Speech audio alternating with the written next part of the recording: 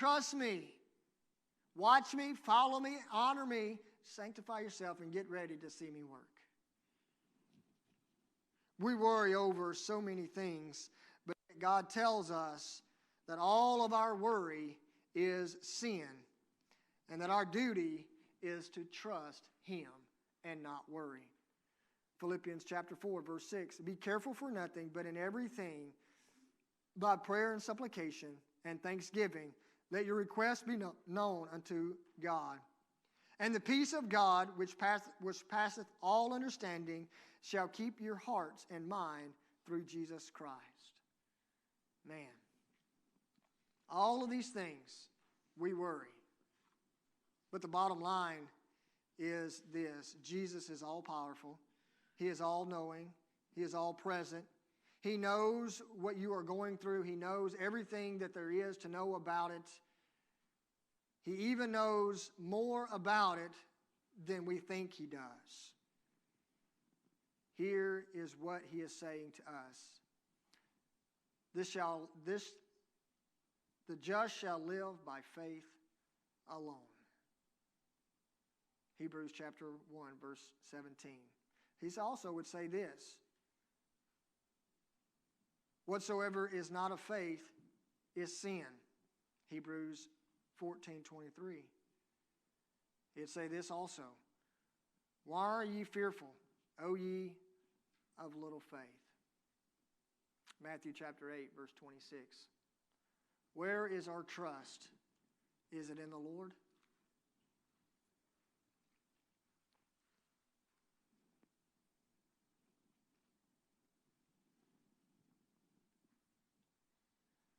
This is the message. Let us take it to heart. I'm not going to get to point 2,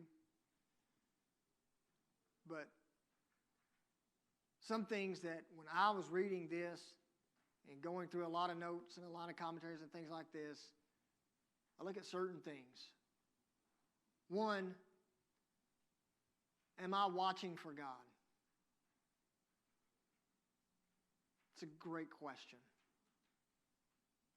Am I watching for God, or am I just living my life? I'm going day by day, God. I'm not really... I think about you day to day, and I think about what you can do, and I think about I need to do more. But are we truly watching for God? And if we do, if we are, and we see God move, do we follow, or say, that's not me? You know, I've known people in churches, and I know you've probably known people too, that would say, well, if God called me to go to the mission field, there's no way.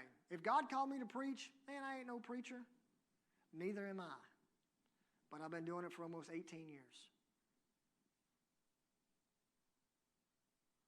When you see God move, do you move with Him? One of my papa's greatest disappointments, greatest discouragements, greatest things that he never done, well, he was called to preach, and he said, I'll sing.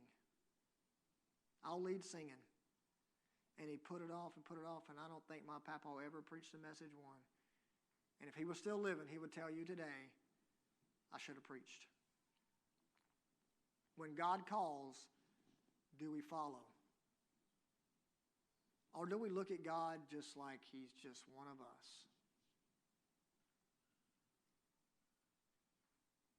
Sometimes we got more honor for our peers than we do God. More honor for our boss than we do God. More honor for our companies than we do God. Maybe even more honor for our country than we do God. See, because if your country asked you to leave and go fight, you would go and you'd leave and you'd go fight. No questions asked. If your job asks you to, look, I need you to go here, I'm gonna uproot your home because I'm gonna move you over here, I'm gonna give you a position, I'm gonna give you an upgrade, a promotion, but I'm gonna need you and leave, and I need you to go to this place. We would say, you know what, I get more money, I'm good to go. And people do that. But what do if God told you, this is what I want you to do, and I want you to go preach, or I want you to go teach, or I want you to go be a good lay person in this church, whatever it may be, would we follow God? It's like, I don't know about that. See, do we really honor God? Do we follow God? Do we watch for God? Well, I would have to say that the majority, I'm not saying people in here, so don't take this the wrong way. I'm just saying the majority of Christians today would say I'd have more honor for either the world or the government or my boss or whatever than I do for God because I'm not willing to do what God's asking me to do. Because one thing is we think there's no benefit for it. Right? I'm being honest. We think there's no benefit. Like young preachers, and I'm not talking about this because Ethan's in here, but like young preachers that just started out, and not young in age, but just starting out, they don't want to preach at a church that they have to be bivocational at. It's too hard. God still have to work. Trust me, I know. I've done it. So God, I know, God, you're calling me to do something, or maybe go to a mission field, but man, that's a lot of work. I want an easy life. I want to where I'm already set up and financially I'm getting everything it is. But God's saying, well, maybe if you just stepped out and followed me, I would part this Jordan River for you, and victory's on the other side. But the reason you don't have victory is you need to go because you won't follow me at a distance and let me lead you. God is saying, follow me, I will carry you to your inheritance, to the promised land. But we never get over how big our Jordan is. That's a mile. There's no way. God, I know you mean well, but I just can't do it. I've been there. My family's been there. Like, I don't know. This is tough. God says, keep your eyes on me, not your Jordan. Keep your eyes on me, not the Jordan, not the problem, because he's the solution. You keep following me, I'll carry you to victory, to your Canaan. And so my thing is for the church tonight, and all the turmoil that's going on in the world today, all the things going on in our communities today, take your eyes off all of that and keep it on Christ.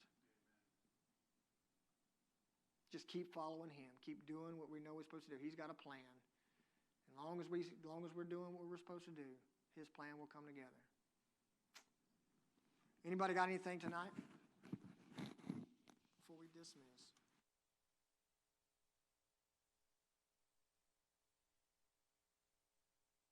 Thank you for watching our live stream today. They're on Facebook and YouTube, and we do appreciate it so much.